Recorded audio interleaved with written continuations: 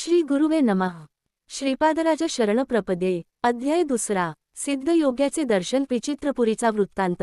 मी मरुत्वमलई या पुण्यस्थळी घडलेल्या रोमहर्षक अनुभवाचे मनन करीत श्रीपाद श्रीवल्लभ स्वामींचे स्मरण करीत पुढील प्रवासास प्रारंभ केला। मार्गात अनेक पुण्यात्म्यांचे थोर संतांचे दर्शन घेत मी मार्गक्रमण करीत होतो। या प्रवासात आश्चर्याची गोष्ट अशी की कान्ही न मागता भोजन मिळत असे।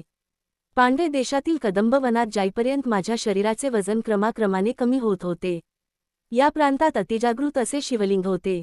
त्याचे मी दर्शन घेतले व विश्रांतीसाठी शिवालयात थोडा वेळ थांबलो।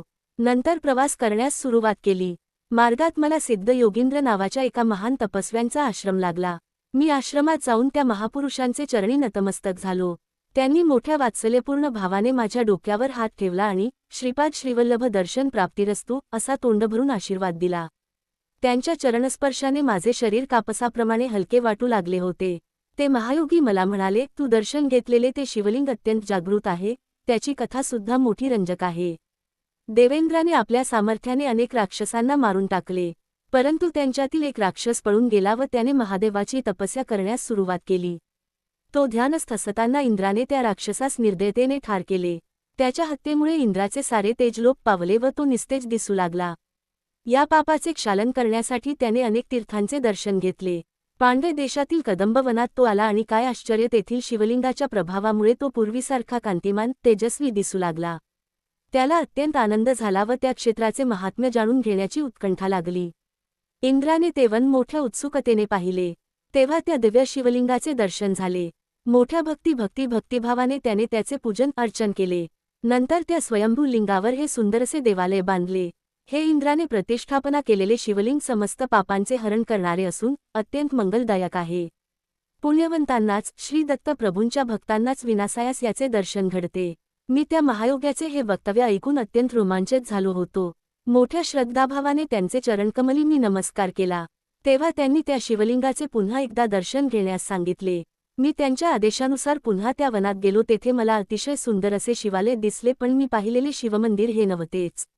मला हे मंदिर श्रीमीनाक्षी सुंदरेश्वराच्या मंदिरासारखे अप्रतिम वाटले।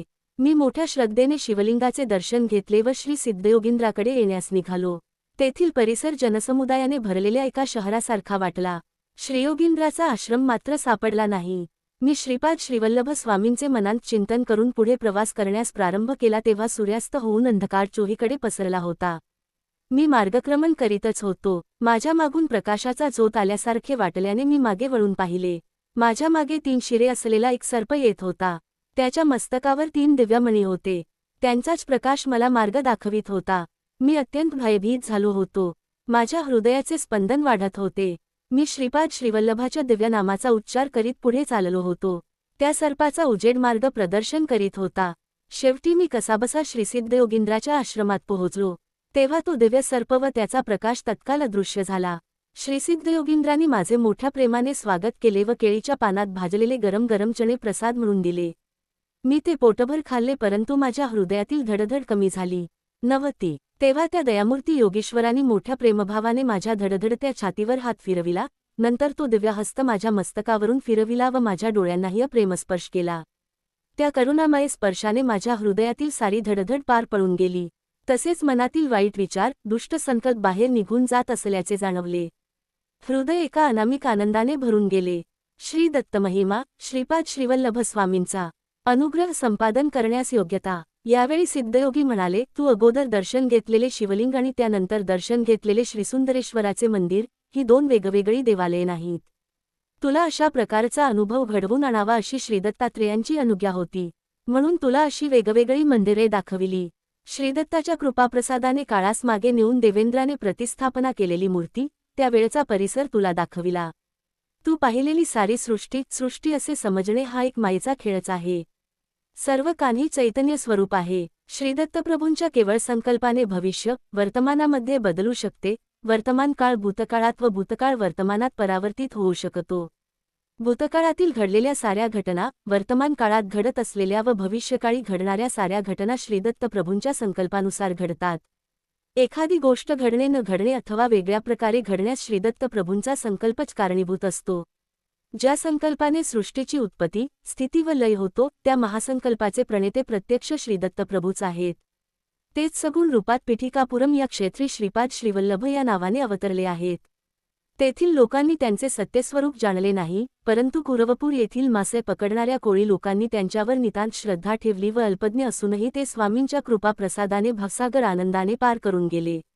श्रीपाद श्रीवल्लभांची कृपा संपादन करण्यासाठी आपल्यातील अहंकार पूर्णपणे नाहीसा झाला पाहिजे.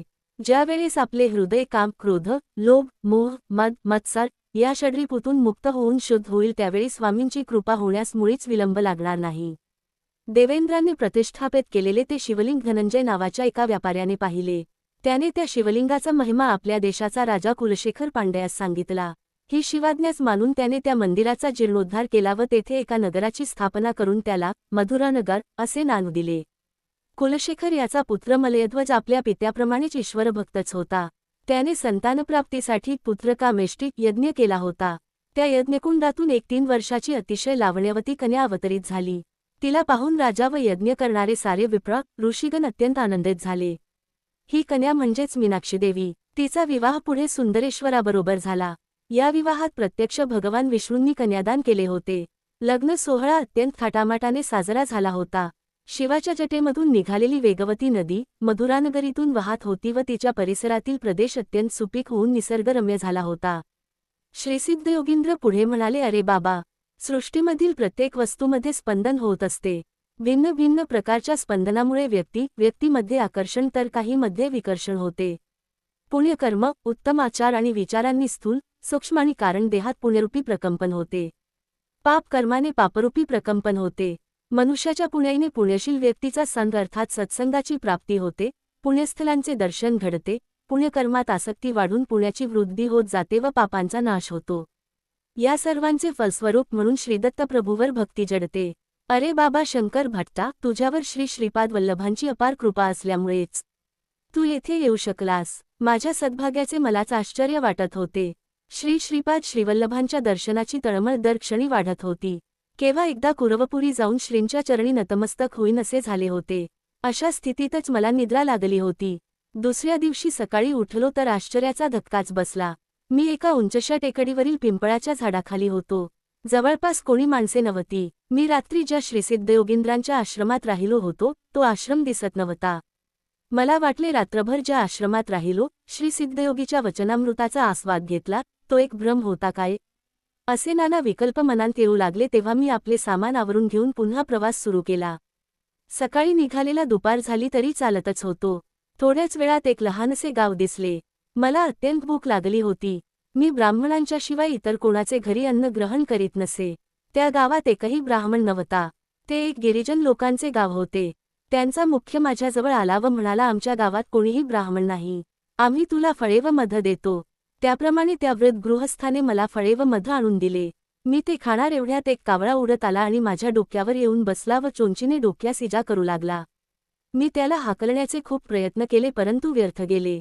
तेवढ्यात बाजूस असलेल्या झाडावरून एकदम 4-5 कावळे आले. ते माझ्या हातावर, खांद्यावर बसून चोंचीने हातापायांना जखमा करू लागले.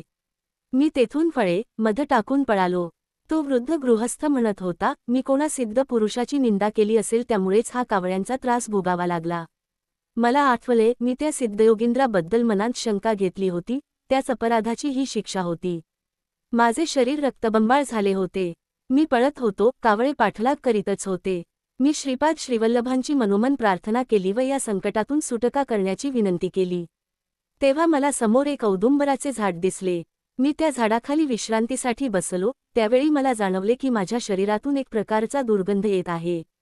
त्या वासामुळे जवळपास असलेल्या वारुळातून सर्प बाहेर आले आणि दंश करण्यास सुरुवात केली. त्यांच्या त्या विषाने मी मृतप्रायच झालो. तोंडातून फेस येत होता. हृदयाचे ठोके मंद गतीने चालले होते. केव्हा मृत्यू येईल ते सांगता येत नव्हते. सायंकाळ झाली होती. धोबी कपडे धुवून, वाळवून, कपड्याचे गाठोडे गाढवावर ठेवून ते घरी जात होते. माझी स्थिती पाहून त्यांना दया आली. त्यांनी मला एका गाढवावर बसविले व त्यांच्या गावातील चर्मवैद्याकडे घेऊन गेले. त्या वैद्याने वनातील काही मुळ्याचा रस काढून मला पिण्यास दिला. सर्पदंश झालेल्या जागेवर थोडी पाने बांधली. पिंपळाच्या कोवळ्या पानांचा रस काढून तो जखमेवर लावला. माझ्या दोन्ही कानात पिंपळाच्या पानाचे देठ ठेवले होते. विष जसे जसे पिंपळाच्या पानात उतरू लागले तशा तशा वेदना असह्य होऊन मी ओरडू लागलो. विष पूर्ण उतरून गेल्यावर मला बरे वाटले. ती रात्र मी वैद्याच्या घरीच काढली. तो वैद्य श्रीदत्तप्रभूंचा भक्तच होता. तो रात्रीच्या वेळी आपल्या कुटुंबियांसह मधुर आवाजात दत्तप्रभूंचे भजन गात होता. मी पलंगावर निजलो होतो. त्यांच्या त्या रसभरीत कीर्तन गायनाने माझे हृदय श्रीदत्तप्रभूंच्या अनुकंपेने भरून आले होते. त्या वैद्याने केलेल्या उपचारांनी मी पूर्ण बरा झालो होतो. त्याचे हे उपकार कसे फेडावे हे मला समजत नव्हते. भजन संपवून तो वैद्य माझ्याकडे आला. त्याचे नेत्र करुणारसाची जणू वर्षाच करीत होते. तो म्हणाला, माझे नाव वल्लभदास आहे. मी चर्मकारांचा वैद्य आहे. मी नीच जातीचा असलो तरी मी जाणतो की तुम्ही श्रीपाद श्रीवल्लभांच्या दर्शनासाठी निघाला आहात. तुम्हाला कावळ्याकडून त्रास झाला व सर्पदंश का झाला ते सुद्धा मला माहीत आहे. आपले नाव शंकर भाट आहे ते मी जाणतो. त्याच्या या अचूक वक्तव्याने मी अवाकच झालो. मला वाटले त्या वैद्यास ज्योतिषशास्त्राचे ज्ञान असावे. हा विचार मनात येताच वल्लभदास म्हणाला, मी ज्योतिषी नाही. श्रीपीठिकापुरम म्हणजे पंडितांचे माहेरघर. सांगवेदार्थ सम्राट अशी पदवी मिळविलेले श्री मल्लादी बापन्ना अवधानलू यांनी सुद्धा या पुण्यभूमीत निवास केला होता. परंतु हे प्रगाढ वेदज्ञान असलेले पंडित अहंकारामुळे श्रीपाद श्रीवल्लभाचे खरे स्वरूप जाणू शकले नाहीत. शुष्क वेदांत, अर्थहीन तर्क वितर्क करणारे पंडित श्रीपाद श्रीवल्लभाच्या कृपेस पात्र होऊ शकले नाहीत. तुला टोचून जखमा केलेले कावळे हे पूर्वजन्मीचे पीठिकापुरम येथील महाअहंकारी पंडितच होते. त्यांनी आपले जीवन श्रीपाद श्रीवल्लभांचे महात्म्य न जाणता आपल्या ज्ञानाच्या अहंकारातच व्यर्थ घालविले. ते मृत्यूनंतर स्वर्गलोकास गेले. तेथे इंद्राने त्यांचा वेदपंडित घनपाठी म्हणून सत्कार केला. परंतु जेव्हा त्यांना भूक लागली व जीव भुकेने व्याकुळ झाला तेव्हा त्यांना खाण्यासाठी कोणी काहीच दिले नाही. इंद्र म्हणाला, तुम्ही पृथ्वीवर असताना दान धर्म केला असता तर एका दाण्यासाठी 1000 दाणे आमच्याकडून मिळाले असते. परंतु तुम्ही कोणाला काही दान दिले नाही. तेव्हा तुम्हाला आम्ही काहीच देऊ शकत नाही. तुम्ही या लोकात स्वेच्छेने कितीही काळ राहू शकता. परंतु अन्न पाण्यावाचून इतर स्वर्गसुखे खरोखर शिक्षेसारखी होती. इंद्र पुढे म्हणाला, हे पंडितांनो, तुम्ही पादगे सारख्या पवित्र स्थळी राहून सुद्धा श्रद्धा भक्तिनिष्ठेने आपल्या पितरांना पिंडदान केले नाहीत. आई वडिलांचा योग्य तो सन्मान न करता त्यांच्या औषध पाण्यासाठी एवढा खर्च झाला असे कृतज्ञतेचे उद्गार तुम्ही वारंवार काढले. श्रीपाद श्रीवल्लभांना श्रीदत्तप्रभूचे अवतार न मानण्याएवढे तुम्ही अंध झालात. श्रीपाद श्रीवल्लभांच्या नामस्मरणाने पवित्र झालेल्या भक्ताचे रक्तप्राशन केल्यावरच तुम्हास उत्तम गती लाभेल. वल्लभदास सारी कहाणी सांगत होता. तो म्हणाला, शंकर भट्टा, हे कावळे, ते सर्प पूर्वजन्मीचे अहंकारी पंडित होते.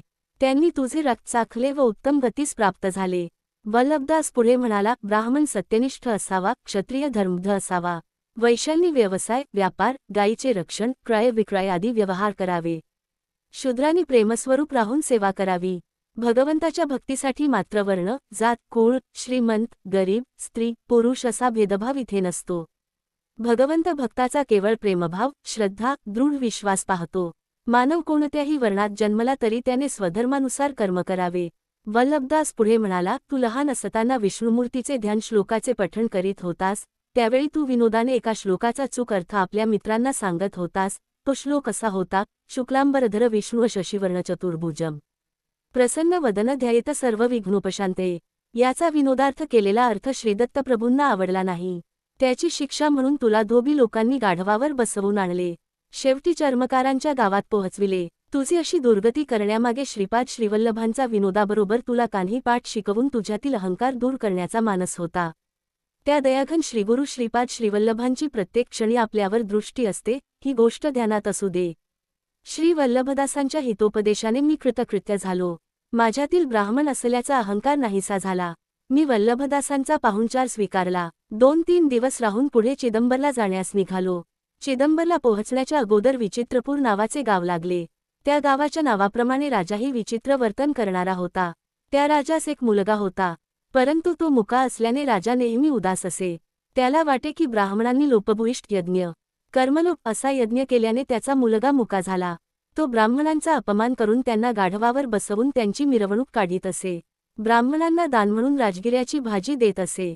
त्या राज्यात ब्राह्मण आपला अहंकार विसरून अगदी दयनीय स्थितीस प्राप्त झाले होते. एका विद्वान ब्राह्मणास राजाने मूक भाषेवर ग्रंथ लिहिण्याची आज्ञा केली होती. त्या राजाज्ञेनुसार ते राजगुरू ब्राह्मण मूक भाषेवर संशोधन करू लागले होते. शंकर भाट आणि राजे महाराजांचा संवाद. राजाच्या सैनिकांनी मला आपण ब्राह्मण आहात का असा प्रश्न विचारला. मी होकारार्थी मान हलविताच आपणास आमच्या महाराजांचे आग्रहाचे आमंत्रण आहे असे म्हणून राजवाड्यात येण्याची विनंती केली. मी त्यांच्याबरोबर राजासमोर उभा राहिलो. मला भीतीने घाम सुटला होता. मी तेव्हा मनोमन श्री श्रीपाद वल्लभांची प्रार्थना केली व नामस्मरण करू लागलो. राजाने मला पहिला प्रश्न विचारला, तेवढ्यास एवढे तर एवढ्याला किती होईल? मी गंभीरपणे उत्तर दिले, एवढ्याला एवढेच. माझ्या उत्तराने राजाला आश्चर्य वाटले व तो म्हणाला, महात्मन आपण मोठे पंडित आहात. आपल्या दर्शनाने मी धन्य झालो. राजाने आपल्या पूर्वजन्मातील आठवणी सांगण्यास सुरुवात केली. तो त्या जन्मी एक ब्राह्मण होता. त्याच्या घरी राजगिरा पिकत असे. ती भाजी तो सर्वांना मुक्तहस्ताने देत असे. त्याच्या सहाध्यायी ब्राह्मणाकडून यजमानांच्या घरी पूजा, अर्चा, अभिषेक आदी करवून घेत. यजमानांनी दिलेली दक्षिणा मात्र स्वतः घेऊन अगदी अल्पशी त्या गरीब ब्राह्मणास देत असत. त्यांच्या घरची राजगिऱ्याची भाजी सुद्धा फुकटच घेत.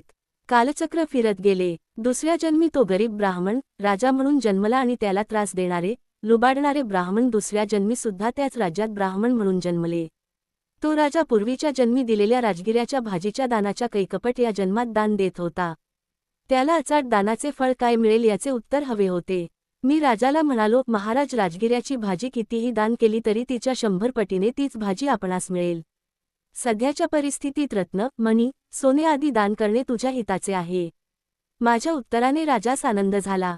आता दुसरा प्रश्न मूक भाषेचा होता. राजगुरूंनी माझी परीक्षा घेण्यासाठी आपली 2 बोटे दाखवून एक का 2 असे खुणेनेच विचारले. त्यांनी मला एकटाच आलास का सोबत कोणी आहे असा प्रश्न वाटून मी एकटाच आलो असे दर्शविण्यास एकच बोट दाखवून खुणेनेच उत्तर दिले. त्यानंतर त्यांनी 3 बोटे दाखविली. 3 संख्या पाहताच मला दत्तात्रेयांची त्रैमूर्ती आठवली. तुम्ही दत्तभक्त आहात का असा प्रश्न वाटला. मी भक्ती ही गुप्त असावी असे जाणून हाताची मुठ बंद करून दाखविली व भक्ती हा विषय अंतरंगाचा आहे असे सांगितले. नंतर राजगुरूंनी गोड पदार्थाचा, मिठाईचा भंडारच मला देत असल्याची खूण म्हणून तसे हातवारे केले, परंतु मी हाताने ते नाकारले व माझ्याजवळ असलेले पोहे पुरचुंडीतून काढून त्यांना दिले. मला गोड पदार्थापेक्षा पोहेच जास्त आवडतात, तुम्ही सुद्धा यांची चव पाहू शकता असा माझा भाव होता. माझ्या उत्तरांनी राजगुरू अतिप्रसन्न झाले आणि राजास म्हणाले, राजा हा फार मोठा पंडित आहे. हा मुक्यांच्या भाषेत सुद्धा मोठा पंडित आहे. 2 परीक्षांमध्ये तर मी सफल झालो होतो. आता तिसरी परीक्षा डोळ्यासमोर भेडसावीत होती. राजगुरूंनी सांगितले, चमक मधील श्लोक वाचून त्याचा अर्थ सांगावा. मी श्रीपाद श्रीवल्लभांचे मनोमन स्मरण करीत एक श्लोक वाचला व त्याचा अर्थ सभेस समजावून सांगितला. मी सांगितलेला अर्थ असा होता, एकाचमे म्हणजे 1, तिसरश्चमे म्हणजे एकाला 3 जोडले असता 4 होतात व त्यांचे वर्गमूळ 2 येते. पंचमे म्हणजे 4त 5 मिसळल्यास 9 होतात, त्याचे वर्गमूळ 3 येते. सप्तचमे वर आलेल्या 9 मध्ये 7 मिसळल्यास 16 येतात व त्याचा वर्गमूळ 4 येतो. नवचमे म्हणजे वरील 16 संख्येत 9 मिसळले असता 25 येतात व त्याचा वर्गमूळ 5 येतो. एकादशचमे म्हणजे वरील 25 मध्ये 11 मिसळल्यास 36 येतात व त्याचे वर्गमूळ 6 येते. त्रयोदशचमे म्हणजे वरील 36 संख्येत 13 मिसळल्यास 49 येतात व त्याचे वर्गमूळ 7.